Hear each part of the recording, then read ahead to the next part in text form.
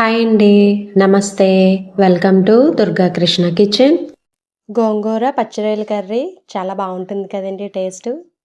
వేడి వేడి అన్నంలో ఈ గోంగూర పచ్చిరొయ్యల కర్రీతో పాటు కొంచెం ఉల్లిపాయ ముక్కలు యాడ్ చేసుకుని తింటే టేస్ట్ అనేది అద్భుతంగా ఉంటుంది కదా. టేస్ట్ అయితే చాలా చాలా బాగుంటుంది. చాలా తక్కువ టైంలో ఈ గోంగూర పచ్చిరొయ్యల కర్రీని ఎలా ప్రిపేర్ చేసుకోవాలో చూసేద్దాం.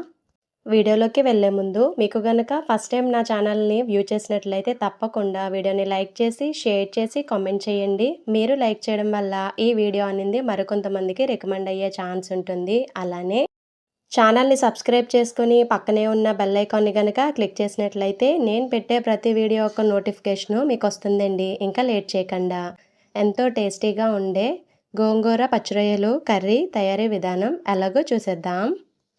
గోంగూర అనేది కుక్కర్లో ఉడికిస్తున్నానండి నేను. కుక్కర్లో గోంగూర వేసుకొని ఒక గ్లాస్ వరకు వాటర్ వేసుకొని ఒక 2 విజిల్స్ పెట్టించుకుంటే సరిపోతుంది. కుక్కర్ ఆవిరి చల్లారిన తర్వాత ఈ ఉడికించుకున్న గోంగూరని మిక్సీ జార్లో వేసుకోవాలి. ఇక్కడ నేను 3 కట్టల వరకు తీసుకున్నా. పచ్చిమిర్చిని యాడ్ చేసుకోవాలి. పచ్చిమిర్చి ఇక్కడ ఒక 6 వరకు తీసుకున్నానండి. అలానే టొమాటో ముక్కలు కూడా యాడ్ చేసుకోవాలి. మీడియం సైజు టొమాటో ఇక్కడ 1 వరకు తీసుకున్నా.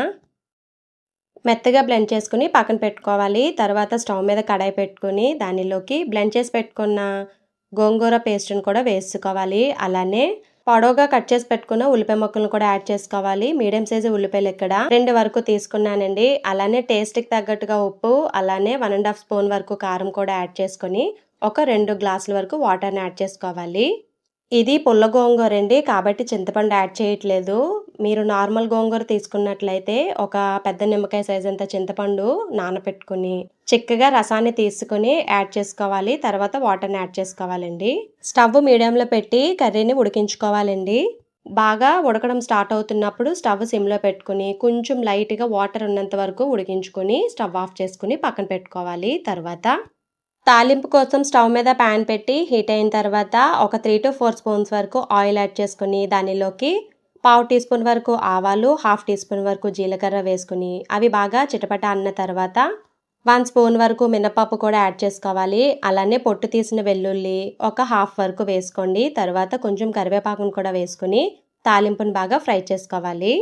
ఇది బాగా ఫ్రై అయిన తర్వాత దీనిలోకి ఫ్రై చేసి పెట్టుకున్న పచ్చిరొయ్యలను కూడా యాడ్ చేసుకోవాలి. 1/2 కప్ వరకు తీసుకున్నానండి ఇక్కడ ఫ్రై చేసి పెట్టిన పచ్చి రొయ్యలు. రొయ్యలతో తాలింపు ఒక 2-3 నిమిషాలు బాగా వేగిన తర్వాత దానిలోకి ఉడికించి పెట్టుకున్న గోంగూరను కూడా యాడ్ చేసుకోవాలండి. గోంగూర అనేది కొంచెం లైట్ వాటర్గా ఉన్నప్పుడే దించేసుకోవాలి. అలా దించేసుకుంటే ఆ కర్రీలో రొయ్యలు బాగా ఉడికితే ఫ్లేవర్ అనేది బాగుంటుంది కర్రీకి.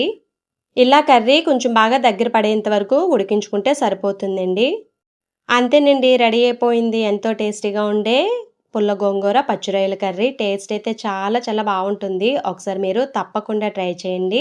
ఈ వీడియో కనుక మీకు నచ్చినట్లయితే ప్లీజ్ లైక్ చేయండి, షేర్ చేయండి, కామెంట్ చేయండి. కొత్తగా ఛానల్ని వ్యూ చేసే వాళ్ళు సబ్స్క్రైబ్ చేసుకుని పక్కనే ఉన్న బెల్ ఐకాన్ని కనుక క్లిక్ చేసినట్లయితే నా వీడియోస్ మీరు రెగ్యులర్గా ఫాలో అవ్వచ్చు.